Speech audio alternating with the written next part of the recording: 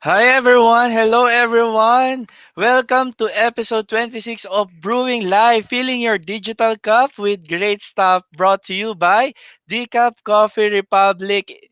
When we all know that it's the home of certified life coaches here in the Philippines and now going global. Our physical space is located inside Pioneer Center or PC along Pioneer Road Corner, Brixton, and United Streets. Capitolio, Pasig City.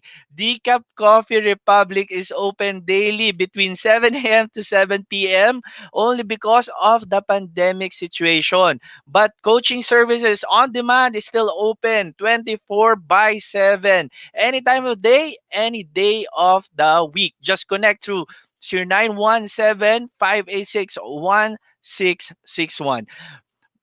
Brewing Live. Okay, we are now on season 2 and I'm really grateful to be part of this season because I am also part of season 1 and today actually this Brewing Live is a 30-day exploration. All right, journey that aims to fill your digital cup with great stuff and ignite your space with opportunities for impact, income and influence. We started the journey last September 1. And yes, that's the season 1.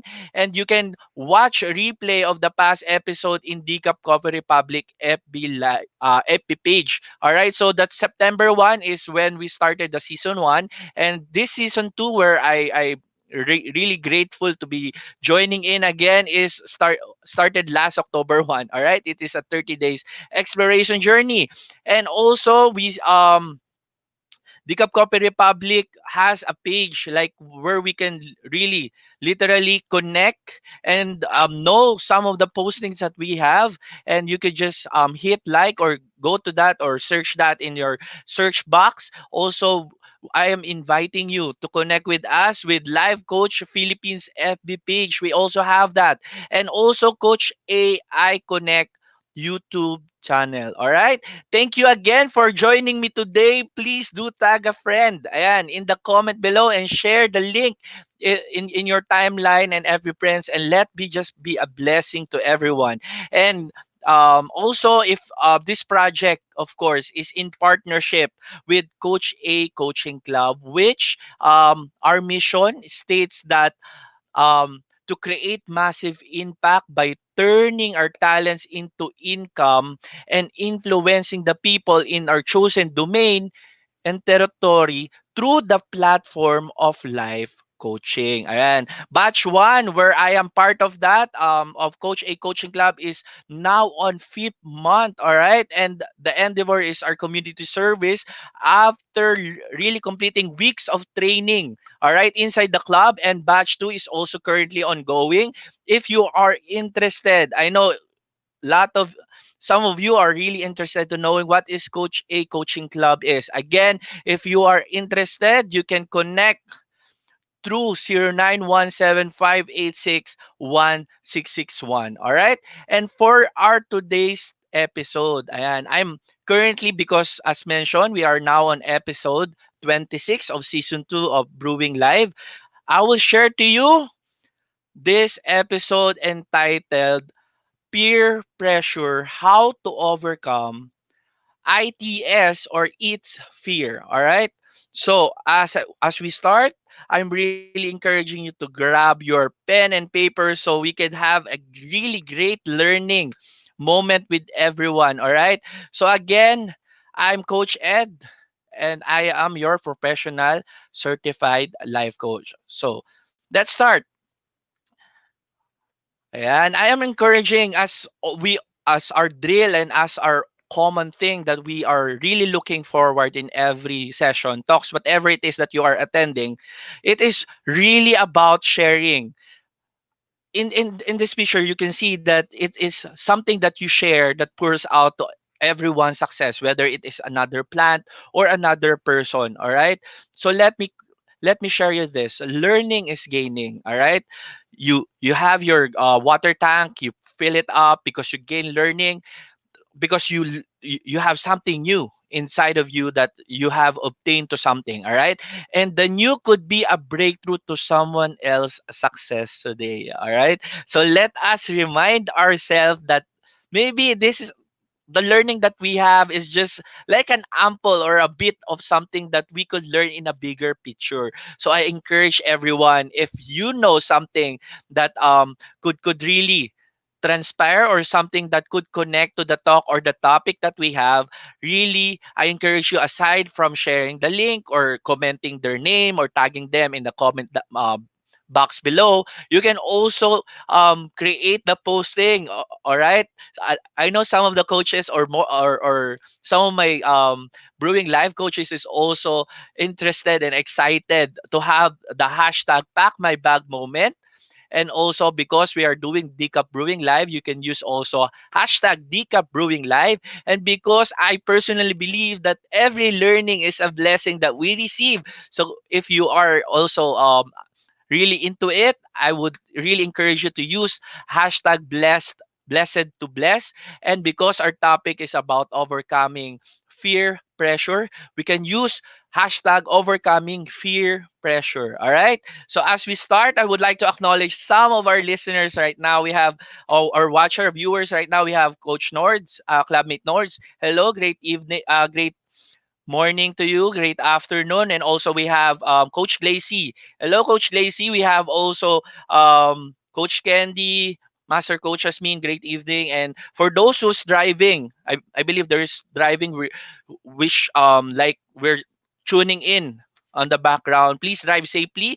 And for the person that is really heated, yun andun po ngayon, dun sa may bagyo po tayo ngayon, especially in Bicol, Coach Mark, si Coach Bernie currently in Bicol. Really, we are praying for your safety at this moment. Stay safe.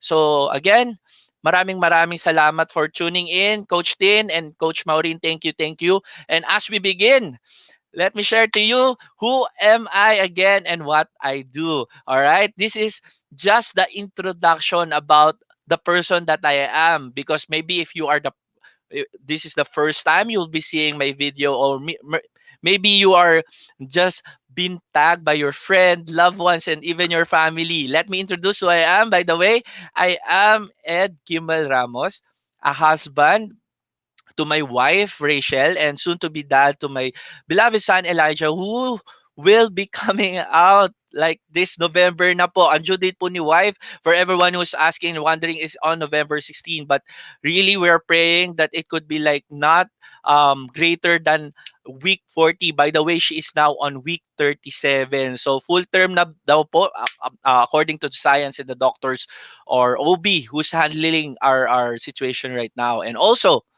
again, as mentioned, I am a certified life coach from the Global Institute for Coaches and Entrepreneurs, which is originally located in Dallas, Texas, USA. But as mentioned, we have a hub here in the Philippines in the Cap Coffee Republic.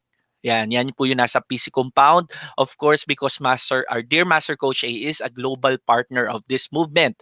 And which is for everyone's information, I know that you're asking what we are advancing of. We are advancing mental wellness, and we really praise God that the institute is now a bona fide institute for mental wellness in USA. So this is something that I am really excited every time I state it, because we are also having this kind of really advancing in everything that we do in terms of mental wellness. And lastly, again, aside from being a life coach, I integrated with my corporate work. Yes, I am that person who's still working in the corporate perspective under IT. So again, so at that part, I am a certified network professional. So everyone that is familiar with Cisco, connecting in office from office, building a new office, that's what I do in terms of design, configuration, and other stuff in terms of really creating those stuff to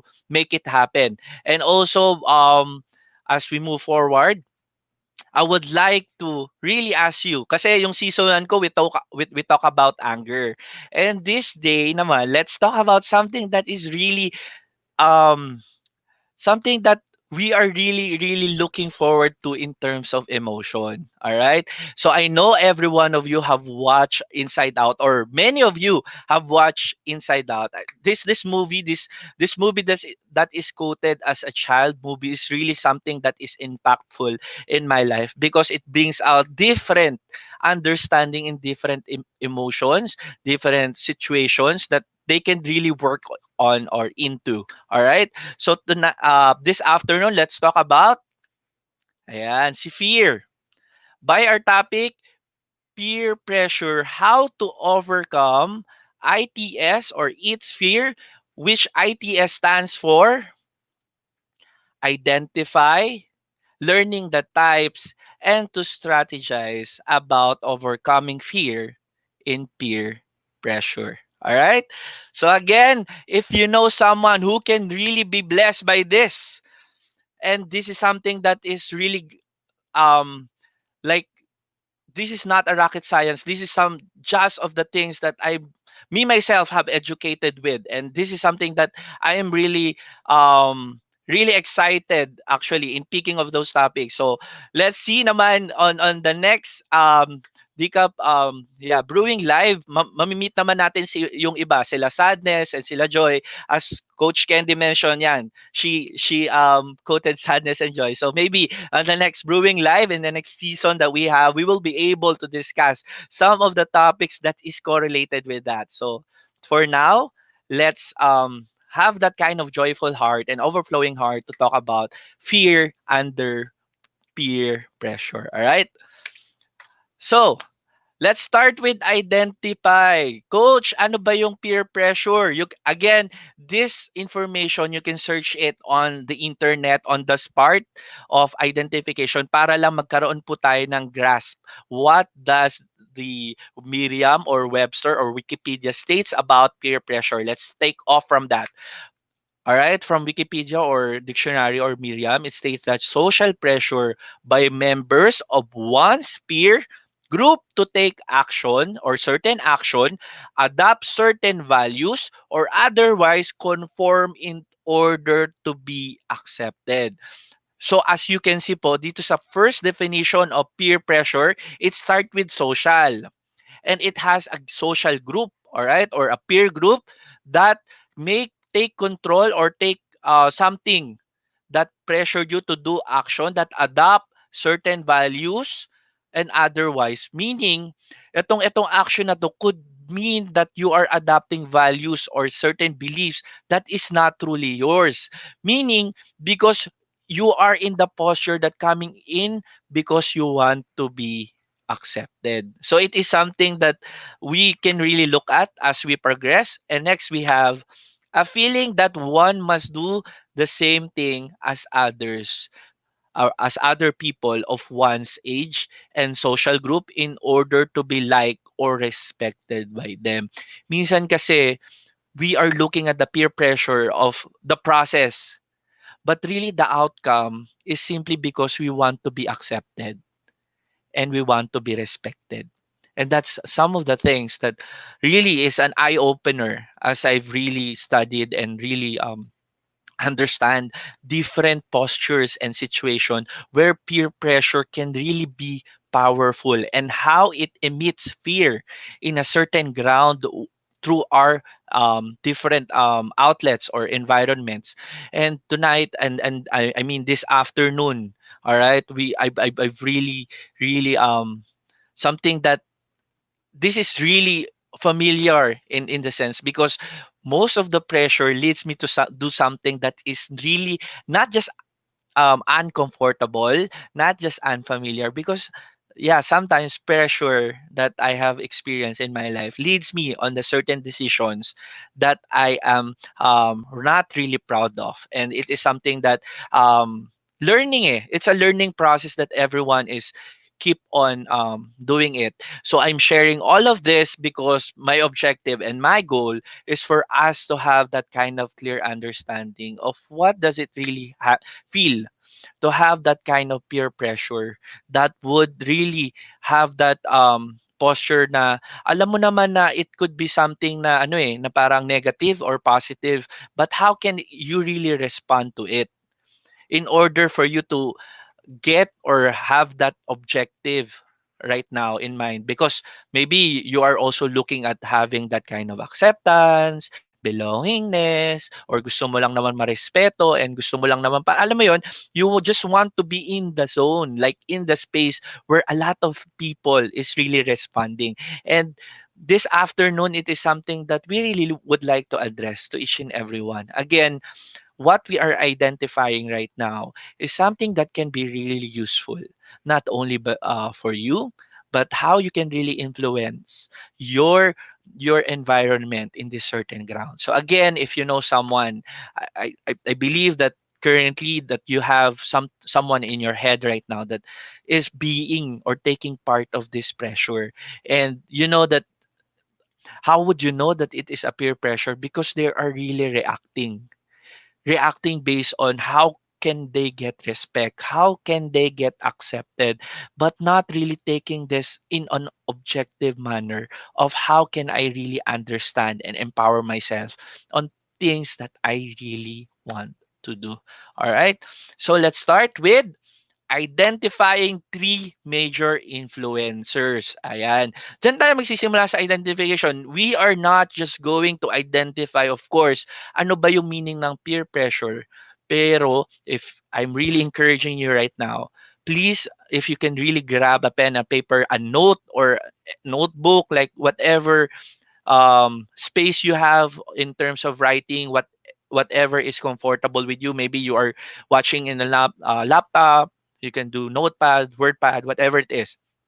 Just feel comfortable, all right, and trust the process. Okay, and let's identify three major influencers. And today, and today I'll be sharing to you my three great influencers in my journey of having this when I encountered this peer pressure.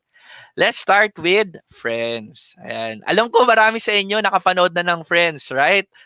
But I am really identifying the influencers, not with the Friends movies like this, but alam mo yung when you start that your friends, alam mo yung meron kang mga kababata, meron kang mga kasabay lumaki, meron kang mga even pinsan na naging kaibigan mo na rin, na talagang sabay-sabay kayo lumaki. And suddenly, all of the things is like, uy, parang dumating sa point na, uy, partner-partner na, uy, si ganito graduate na, uy, si ganito meron ng ganyan, uy, si ganito, alam mo yun, you are looking in the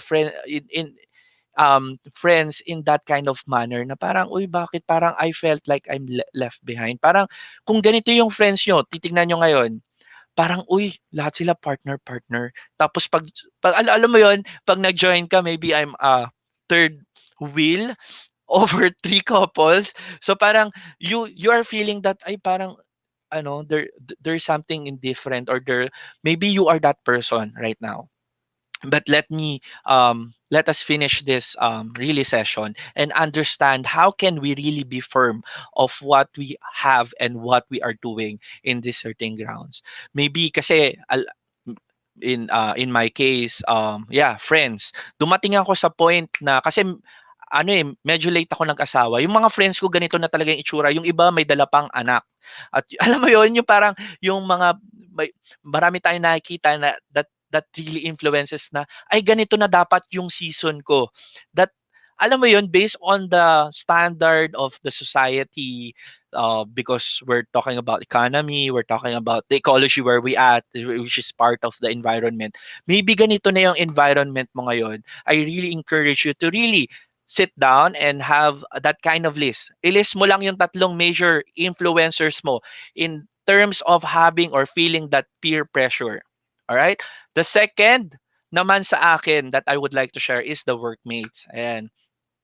Alam nyo ba, just to share to everyone, my first girlfriend is nung nagkaroon na ako ng trabaho, literally. Yung alam mo yung um what you call this, yung like I stayed with the company for 3 years na. Tapos parang ako kasi hindi yung parang ang focus ko lang talaga magpa-certify, just to study IT, to build my career, to build my network. And then when I encountered these workmates, that's one of the peer pressures then na naramdaman ko na time. Oy, parang alam mo yun, parang oh, let's go out with the family and stuff like that. Tapos parang ako parang oh sige, parang sige lang, kayo na lang muna, maybe on the other day. Pag general occasion yan, andiyan ako lagi. Pero pag mga outside na parang may mga double day, triple day, mga ganyan stuff like that, I don't. Because I feel like I'm being indirectly pressured by these people na alam ko naman, some of them doesn't mean to have that. But because I'm the space na iniisip ko, uy nga, parang kaedad ko lang siya, I'm the same age, I'm feeling that's kind of pressure within me na ako rin naman yung nag-i-insist sa sarili ko.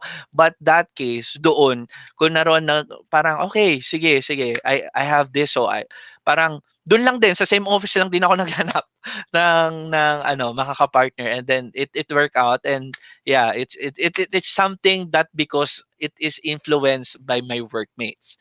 And lastly, bago ko naman na-obtain yon, I have this family and relatives. Ayan. As you can see dito sa family and relatives, makikita natin na um, meron tayong every gathering that we have na every people like may mga reunion tayong napupuntahan or even family. Usually kasi 'di ba, kunyari ang nag-eedad na tayo ng ganito, alam mo may mga certain standard talaga ng society. And alam ko hindi lang ako yung naging part nito or nag-take part dito, but I know a lot of people like bukod sa sinasabing, "Uy, tumaba ka o kaya pumayat ka, bumilog ka, or you look younger, you look older," sinasabi na, "Uy, kailan ka mag-aasawa?" Alam mo yung parang once a year lang tayo nagkikita, tatapikin mo pa ako asking me that. Not even asking kung how am I as a person or what are I'm doing right now. But because you know that, uy, tumatanda ka na, kailangan mag-aasawa. Yung mga ganong gathering. Kaya there come a time na on that specific reunion ng ginagawa every year isang beses lang siya, ano siya, I can still vividly remember it happens every linggo ng pagkabuhay, like it's Christ yung recent after 3 days of that. Ganon, nagkakaroon ng family reunion. Tapos, yun yung tinatanong. Tapos parang ako, sabi ko, parang, do I need to really like answer it? Like, do I really need to explain myself kung bakit? Parang, because of age or what, it is something that I have to accept and embrace that I am being offended. Pero hindi ko naman sinasabi sa kanila during that time. Kasi parang inisip ko, yeah, baka may mali nga sa akin because I'm this, I'm that, baka wala akong ganito, or because baka I'm prioritizing wrong things. But in this session, as we really progress, we could understand really what else that we can do. Kasi even my father during that time nung nag-break kami nung ex ko or what, ang sinabi lang is, "Uy, nasa marrying age ka na, like, you're in the early 30s na," parang ganyan-ganyan. Tapos I felt like I'm being dictated by that time. Pero nalaman ko itong secret sauce na i-share ko on the latter part of how can I really be firm of really choosing to pray and to believe and waiting for that perfect timing that God allowed me to have in terms of not just romantic relationship, for those everyone who's watching, maybe you are taking this part na, uy, kailangan yung work mo ganito na, kailangan managerial ka na, kailangan ganitong age, ganito ka na. Alam mo yun, let's look it in a general perspective, all right? So, as we move forward, let's proceed with the types of peer pressure. Commonly, peer pressure is connotated as negative peer pressure. Ayan. Pag sinabi nating negative peer pressure, meron siyang dalawang subcategories. First is direct, meaning a peer is directly asking someone to do something, all right? As you can imagine, this is a powerful form of peer pressure because it's much more difficult to resist. Ayan. Kasi marami sa atin, nahihirapan mag-say ng no. Minsan, tingin mo yung parang ang taas ng tingin mo sa taong to, o minsan boss mo pa to, minsan kuya mo pa to, minsan ito yung kaibigan mong, alam mo yung sobrang naniniwala ka dito, tas that person asks you something, parang hindi mo na minsan napag-iisipan, and most of the time you acted upon it because you are being pressured to do something that even you is having that kind of difficulties to resist. Meaning you have that kind of awareness that this is something that if I am only have the option not to do, hindi ko siya gagawin. But because this is being directly asked towards you, nagkakaroon tayo ng ganong possibility of difficulty in resisting it. All right? Next is indirect. All right? Minsan iniisip natin itong mga influencers natin, itong mga pinapanood natin, whatever it is that we are really watching, kung ano ba yung mga from season 1 to season 10, kung ano man yung pinapanood yung movies or even TV shows, everything. It has an equal powerful. Yeah, equally powerful po ito. Meaning po, if you are, even though you are not directly inflicting it with someone, you are really greatly influence the decisions someone's take. All right? Indirect peer pressure, it is what one sees and what and hears others doing. Since others are wearing something or doing something, bakit hindi? Kasi ito yung trend ngayon, kahit magmukha akong medyo ewan, okay lang kasi ito yung trend ngayon.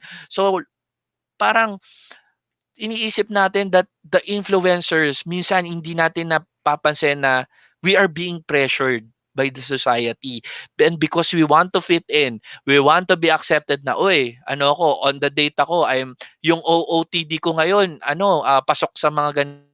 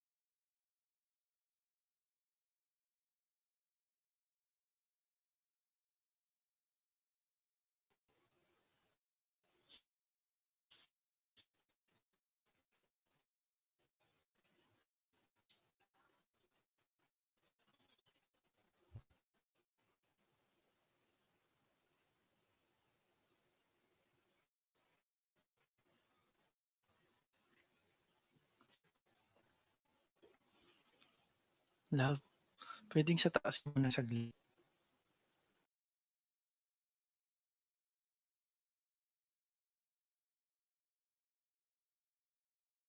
Hey everyone. Ayan.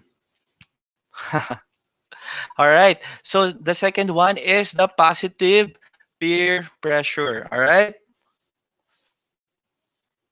At this part, this is a good type of peer pressure. All right.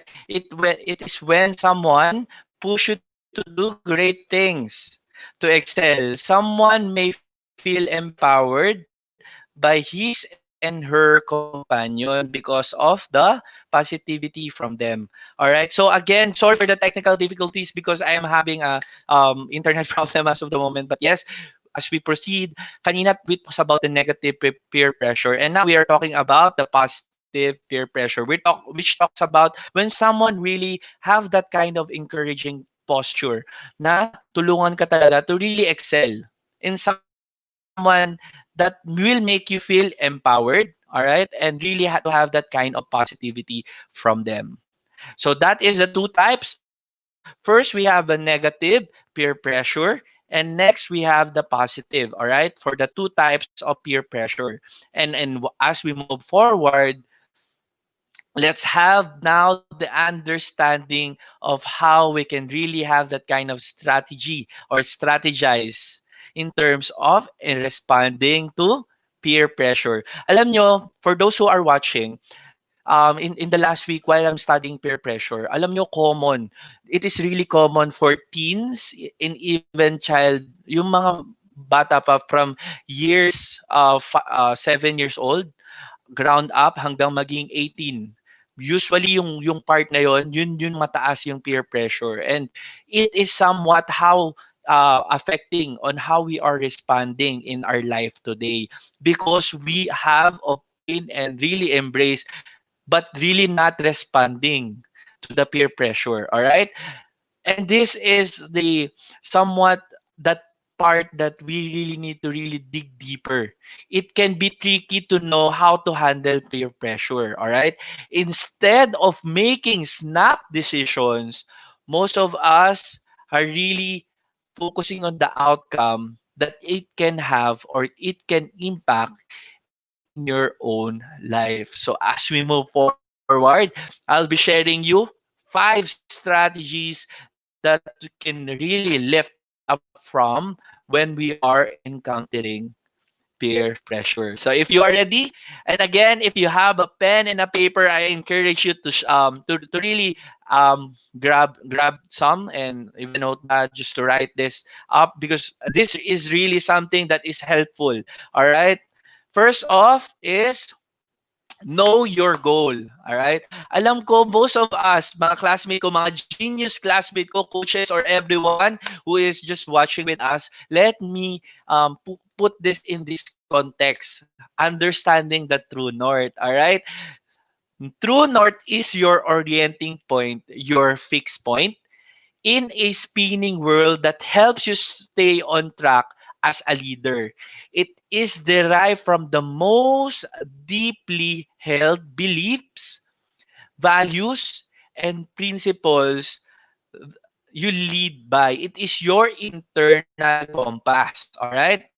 And unique to you, representing who you are at your deepest level. Alam nyo, for those who are watching, as you can see, the true north is, as mentioned by the way, this concept, this information come from Master Coach A. As she discussed it, it is really deepening of oneself. Kasi, di ba as we recall earlier, we are being pressured because we are asking to do something that is out of our values. Minsan, ganon. And minsan naman, it is yung good peer pressure, it is something na alam nating value natin, pero pinapark natin, and we really need that kind of empowerment to have that kind of breakthrough.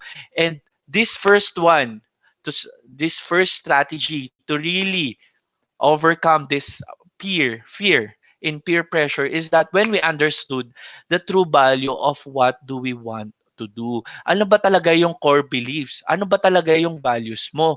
Na alam mong kapag may tumama that or maybe another intricacies comes along, you know that you are guided because it is your internal compass.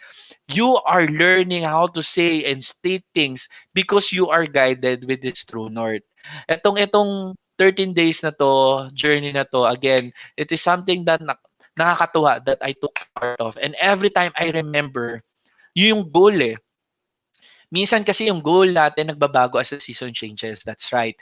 But what I am really, really encouraging you right now, and coaches, fellow entrepreneurs, viewers, that to really kind accept and learn that there is a deepening value na meron tayo, na kailangan nating tanggapin sa sarili natin, that there is something that is really marked by me. This is something internal and it can't go wrong because I have the direction. All right? I have my principles that leads me to where I want to be. And we called it True North. So if it's the first time that you are encountering this, maybe it's time to write. And if you want to share, everyone, to my fellow coaches, to my fellow genius classmates, and if I encourage you to share your true north, kung pwede nyong i-share in the comment below so everyone can have an idea ano ba talaga ang ibig sabihin and what does true north looks like. So maraming salamat po for doing so. Next, acknowledge that not everyone will support it. Alright. Siyempre, sinulat na natin yun eh. Meaning, again, true north or your goal is on your deepest level. This is deepening, deepest understanding. This is your internal sa loob natin, compass towards something. And we should accept na in every platform, in every space, meron talagang hindi naman talaga makakapag-support nun. In terms of, yung support na sinasabi ko is really like, really joining in, to really accepting it. Pero yung iba will just have fun watching us do it. Kasi minsan, sa laki ng goal natin, sa laki ng ginagawa natin, some of the peers or people around us can't actually see it or hindi nila makita yung big yung picture na yon because it is not theirs, it is yours alone. So this second one, acknowledge that not everyone will support it in this area. Nung sinabi ko talaga nung time na yun, kasi ang turning point ko rin bago ko mag-asawa is that yung heartbroken din eh nung naging heartbroken ako dun sa longest relationship ko nung time na yun. Tapos parang I just thought nung time na yun magiging kami na for forever, for the end of time. And suddenly some plans changes, and I believe that God really orchestrated it. And alam mo yun, kahit sinasabi ng bawat okasyon, ng bawat reunion ng time na yun, or office mate, or kung sino man, yung influencers ko that time, because I'm guided with my true north, and I believe that not everyone will support it. And I know it is mine and mine to bear because this is something that I'm really praying for. This is something that I would like for.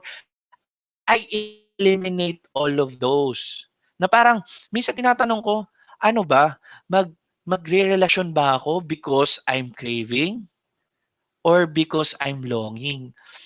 Kasi may mga parts sa buhay natin that we really are focused and just, I just want someone to text with, or gusto ko lang naman ng may kausap sa gabi, or minsan gusto ko lang naman ng may kasama mag-mall, or gusto ko lang naman meron akong kausap or ka-dine out. And yeah, guess what? Things aren't always as society dictates it. I learned it in the hard way. Don't get me wrong, some of the things that I reacted upon nung nangyari yun, there are things that I reacted upon na very wrong, that is not really into my values, but because I accept and I acknowledge and embrace that not everyone will support it. I have that kind of empowerment belief nung time na yun, that there is something more unique than what people expected me to do. And those are the things na iniisip natin at the end of the day, that this is what makes us very unique. And as we proceed with the third one, saying no is not an excuse, but a reality. Ito yung sa lahat nung part ng 1 to 5, ito yung para sa akin in my studying and my learning. Ito yung pack my bag moment ko. Why? Because you have to say no to a lot of good things. Oo, maganda naman eh. Coach, ano naman yun eh. Okay naman yun. Maayos naman. Good naman yun. And you will try to hold that in your 2 arms. Like, because this is good. Like, whatever it is that you're holding na good right now. Like, ay, maganda naman yung position ko eh. Okay naman to eh. I mean, okay naman yung workmates ko, or yung family ko naman, okay, nag-sharing naman kami and what. You hold up the things that is good. And sinasabi natin that we are really contented because we're holding already what is good. But the question is, if you are keep saying saying na it is something na okay na ako sa good things, how can greater things be molded upon it? Kasi minsan because you're too busy gripping it, like holding it, like dearly in your hand, sometimes it slips off na pwede palang mas maging maganda pa. It could be greater than the good things that I have. So you have to say no. Tell yourself, if you need to you tap yourself, embrace yourself, and really write it in the pen and paper, you have to say no to a lot of good things in order to be able to say yes to a lot of great things. In the values and in the perspective, as I look back during that time, alam mo yung iniisip ko, okay na akong maging good sa ibang bagay. Alam mo yon, yung when I'm building relationship, parang okay na ako na ano, okay naman to eh. Alam mo yun, you just know that you have something good in you, good things in you,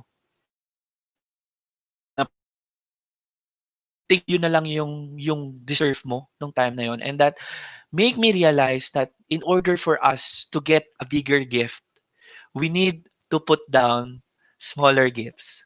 So alam nyo, that's what I learned in different seasons of my life.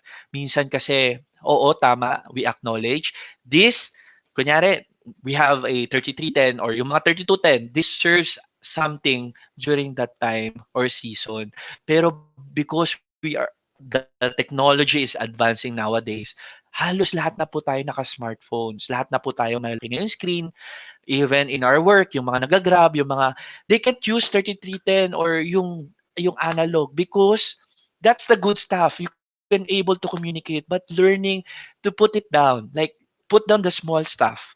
And so you can have in your hand the greater stuff that the season and the environment is needing because you know that it rhymes for your advancement. Hindi naman dahil pinressure ka lang ng office mate mo, hoy, ang ano na, parang 13th month naman, bumili ka naman ng bagong cellphone, yung ganon, na parang, bakit? Yung usual explanation, gumagana naman cellphone ko, so bakit hindi?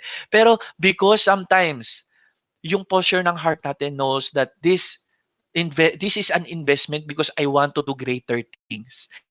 This is something na binibigay natin because we want to do things na alam natin could really help us. Kaya para it is important for us to understand when we can really say no. At remember, alam nyo, napagdaanan ko rin to. There are times that because I just want to say no, yung excuses ko hindi na po siya reality. What does it mean, Coach Ed? Yung yung yung time na parang you are just saying no, yun naman talaga yung nararamdaman mo, pero yung ini-excuse mo, hindi kasi may pupuntahan ako or hindi kasi may gagawin ako. In fact, wala naman. And it's not even close to the reality. Ang gusto mo lang naman talagang sabihin, ayoko kasi that's not one of my priorities right now.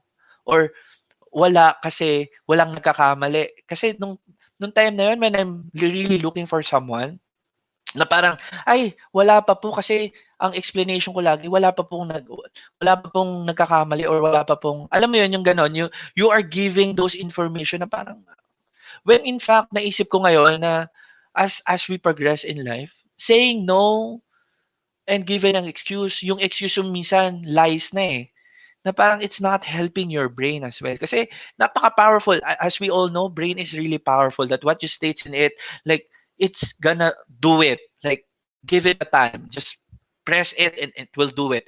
But remember, if you say no and give them the reality, thus those person who would not recognize that vulnerability, isipin mo, kanino yung growth na nakikita mo na empower ka, you're focusing on your growth and really stating what do you feel. Kasi minsan, alam mo yung some of us, because we want to say no, and alam mo namang, ay, ayoko niyan kasi, tas magbibigay tayo ng statement. Sometimes, we clinch in the white lies eh. Yung parang, nagsinungaling ako ng konti kasi hindi naman ko gustong pumunta doon or hindi ko naman gustong gawin yon. So, excusable na yung mga white lies. Pero, I realize that, alam mo yon kasi even in a workplace, for example, may mga activities ang group that you are not really into. Tapos, sinasabi mo lagi, no, may gagawin ako, no, may lakad ako, no, may ganito ako. Alam mo yon, you're giving an excuse for them to keep asking you. All right? Let me repeat that. You're giving an excuse that other people still ask you to do something na alam mo namang hindi ka oo at this ground, at this season. Why not tell them no, that is not something that I prefer doing or going, because you really give the real statement about it and not just give excuse na parang kasi some of that excuses I have seen in my corporate life. Minsan it gives us, if it gives that kind of hope eh, sa ibang tao. Uy, sasama rin niya mag-inom. Uy, sasama rin yan mag-yosi. Uy, sasama rin niya magpunta dito sa lugar na to. Uy, sasama rin yan. Na they are keep on getting into you. Na instead of you just stating na no because that's not my values. And as I learned it the hard way, nung natutunan ko siya, when I learned to really let go of the white elephants of why am I really not doing it, what is lacking, that's when the time that I understand, uy, yung taong nagtanong sa akin ng isa, dalawang beses, ginagawa na nila yon or kung ano man yung activity na yon without asking me again. Without really tempting me na magbigay ng lies or excuses na hindi appropriate because I am being true. We are being true with ourselves at this moment na alam mo yon na we are fearful at times na we could offend them, na we could really something not belong with them kasi may mga sila ginagawa, but we are anchored where our mind is our true north. And these people, kung tayo mismo, our case could not surface or really could not stand firm with that in this point, tingin mo hanggang saan ka kayang dalhin nung pagkahiya mo just to say no and become real to yourself. And that is something na this learning is something that is hard to get, but that's really where my heart is really sharing to everyone na, huy, nagkamali naman na yun, sinabi naman na yung pagkakamali. Why not really be humble enough to learn from that mistake?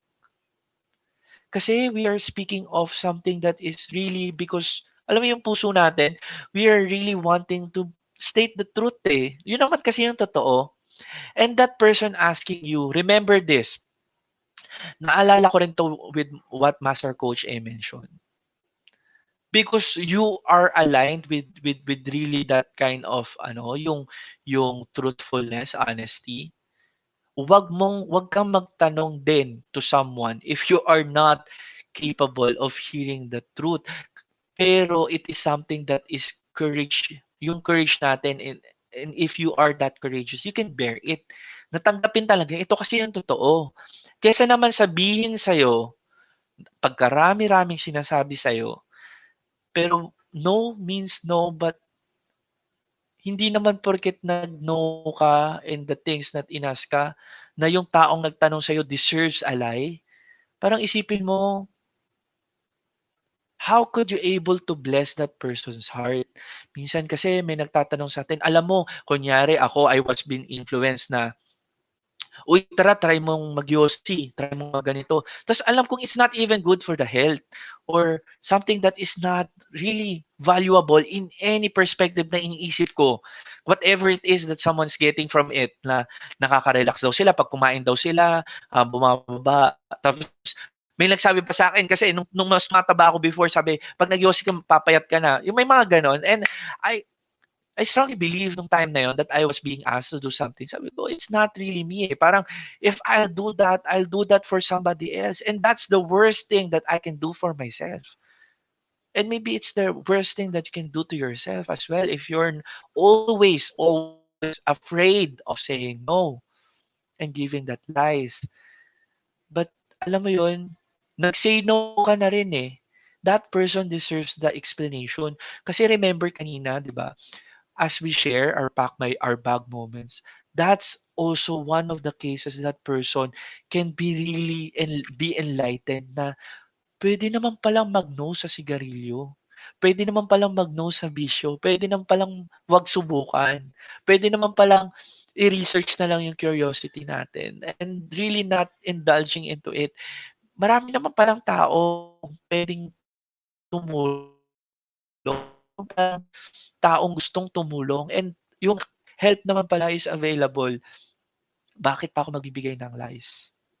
Maybe it is something that could really be helpful na para talagang dumating yung totoong tulong, the right help for us, because we have to give the right information.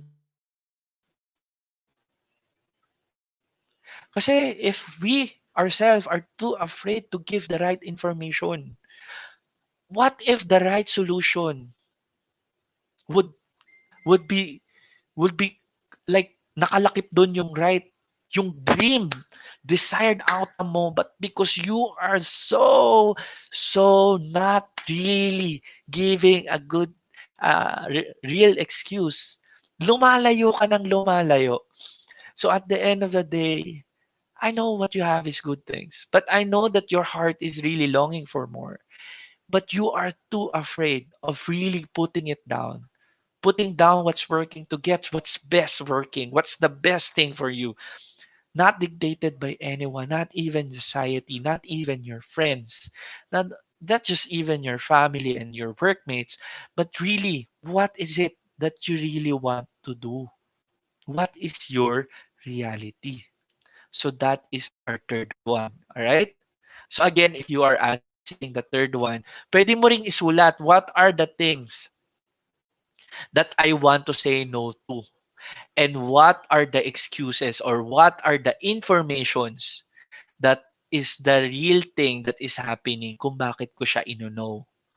Again, be guided with your true north because that's where your deepest self, deepest analyzation, and deepest encounter with yourself happens. But remember, katulad din ng sinabi ni Master Coach A, each time we have that kind of self-encounter, ako, even us, even the CMs, even the senior coaches, lumalalim po ang self-encounter. Hindi po natin siya na-obtain ng one time, big time, ito na ako. Pero but because we have the process, we certainly have that kind of alignment. And pang-apat po, fourth one, choose your environment. All right? Choose that kind of empowering environment. Like in my case, believe me, when you are guided by True North and when you acknowledge that not everyone will really accept and support you, and you are like being empowered by this environment, kung ano mang environment ka ngayon, maybe it's time to recalibrate. Ano ba yung environment? Ano bang itsura ng environment could really help us? Last time, Master Coach A shared yung overlapping. What does environment looks like? Andun po yung environment. Tatlo po yun eh. Andun yung environment, andun yung society, andun yung ecology, andun yung society, andun yung economics or something like that that is connected. Parang you could ask yourself that way as well, that what is really empowering? Ano ba talaga yung environment in terms of society, in terms of ecology, in terms of economy, could really help you to have that kind of environment na talagang isi-celebrate ka, na hindi yung tinotolerate ka about things that you are fearful of. Kasi most of the time ako, I used to have that kind of group lang na, alam mo yun, yung parang, yung, you, you just, you just have that person that has high tolerant, na, uy, kilala ko yan, ganyan naman talaga yan ever since, bata pa lang kami, ganyan na yan. Pero, they saying that you're that, but they're tolerating that, and you think that it's tolerable. Nagigets nyo? Yung parang, there are times that you think that there are things na, people accepts me for who I am. And wala tong improvement because this circle of friends accepts me. Pero if that person really cares about you, imagine how would they be able to support your growth? Kasi yun din yung one of the learnings and discoveries that I have. Choosing right people gets you to the right path. Alright? And ngayon, because we are part of a great tribe in DCAP, or in Global Institute for Coaches and Entrepreneurs, of course, with Master Coach A, we have our senior coaches, our CMs, and everyone who is really taking part. Even this Brewing Live, this live coaching access. This is something that for me is empowering because I'm really blessed.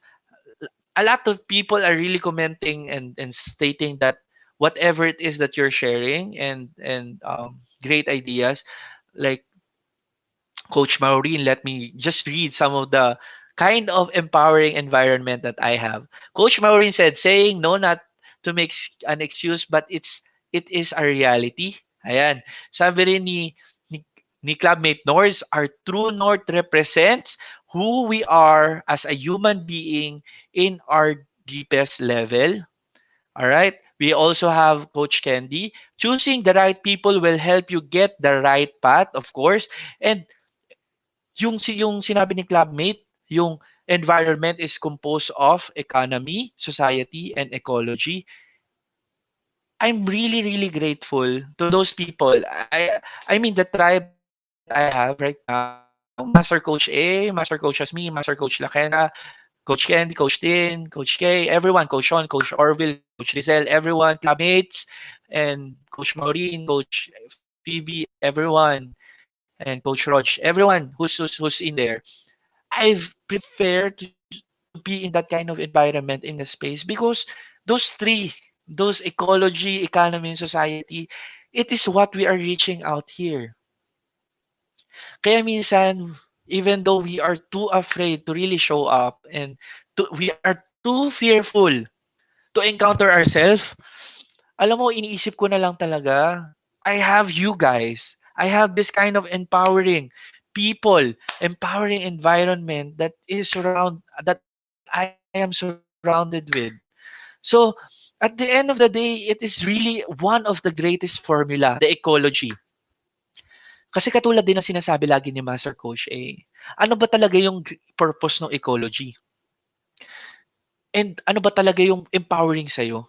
Kasi isipin mo, kung ikaw yung plant na tumutubo ka lang sa desert and you're planted in a really like winter or yung snowy, yung may mga snow na place, would you think you would survive in that place? Pero if you have that kind of ecology that has this yung composition of this kind of people, even you guys who's watching, you know what? As you like Life Coach Philippines, Coach A coaching community, as you can watch yung mga YouTube video ni Coach A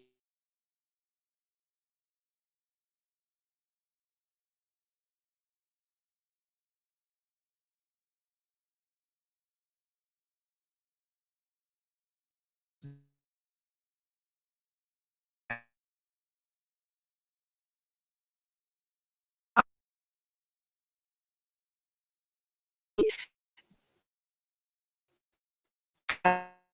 capacity to embrace you based on who you are. Lagi namin sinasabi, alam mo yung parang may mga very wrong moment kami yan, si Master Coach Mix, may mga very wrong moment kami. Alam mo yun, lagi lang namin sinasabi, lang namin siya, oh, you are loved, you are accepted.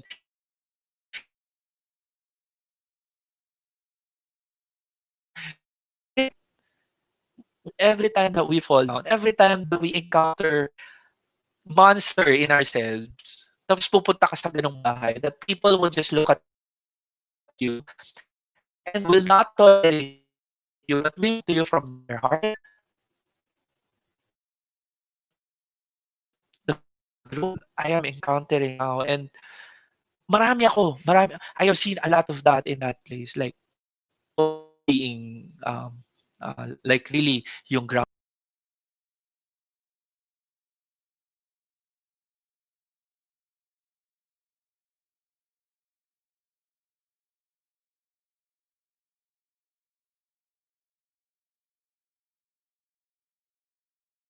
yung hindi lang dahil sa sarili ko na encounter, I see it in the people around me. That there is people like really change is happening. Coach K, Coach Candy, yeah, yung kasama ko sila before, and now how they handle mental wellness, mental health discussions, how empowering they are, how empowered they are, really uplifts me. Na alam mong kaya pwede pala 'yon. Na if you are that one person who's watching na iniisip mo no one can understand your state right now, maybe you say that even your own house is not really a safe space for you, or your office, your corporate world, your friends, your zone is not a safe space kasi laging kang alam mo yon, laging may bad connotation about it. Know that there is a place for us, for everyone, that empowering. That's how I could really state that in one word. It's a refuge place. It's a lighthouse for everyone. And more than anything, alam nyo po, our heart is to really reach out to you, and really talk about it, and to really have that kind of moment na ikaw naman. Pag-usapan natin yung ikaw naman, yung ano talaga yung gusto mo. That kind of empowerment is one of the place, and that's the good news that I want to share. Meron pong ganong place, meron pong lighthouse sa Pasig, and it is called Decaf Coffee Republic. Again, for more information, if you want to know kung saan ba located itong place na to, you can see me there. Just message Coach Rizal at 0917-586-1661. We are also encouraging discovery session. Ayan, with a certified professional life coach like us. Lahat po ng crew doon, lahat po ng managers, and even lahat ng bisita po halos doon, like us, like everyone, is a certified life coach. Even po yung patungan po ng pagkain nyo is a toolkit that is really beautiful. Kung makikita nyo po, if you are um, curious about it, please visit our page at Decaf Coffee Republic. Search niyo lang po siya.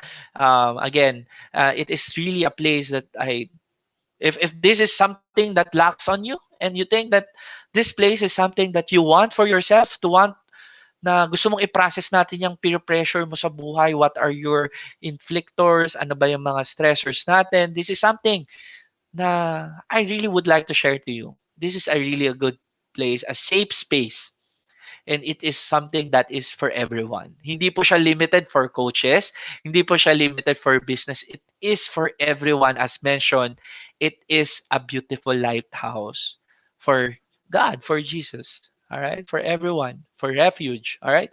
So as we move forward, for the last and final one, trust the process. Yours is not for everyone. And I would like to remind you, maybe this is the first time you are hearing it, you got to fight for it. And yung paglaban po natin dito, hindi po siya isang desisyon na isang beses mo lang gagawin. It is a decision every day, single day, walang bakasyon, walang weekend, but you decide to really do it.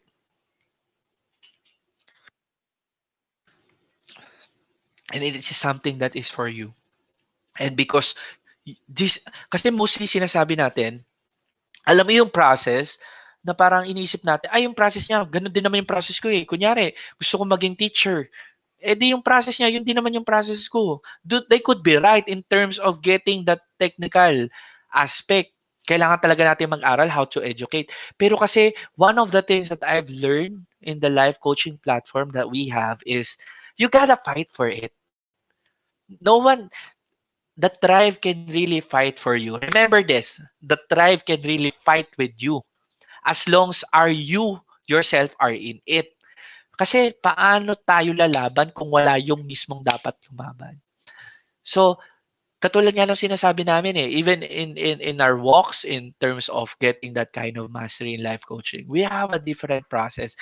And we have not just a process, it's a beautiful process that can be composed of um, enlightening events, painful events, joyful events, happy birthday events, gatherings, whatever it is.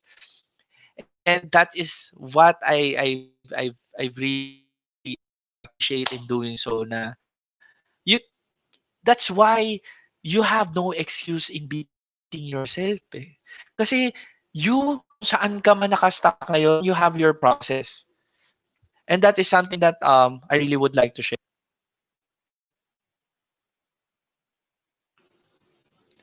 And that is something that encourage everyone to have. So as we proceed, ayan, let's see the value of calmness. Kung yung fear and pressure mo could really give you something and would like to have that kind of, in the midst of fear pressure, is in grace, you can reach me at 0925-759-5773. And also, I'm inviting you to join my group at Dating Perfectly and Life Coach Ed Ramos. And again, maraming salamat for tuning in.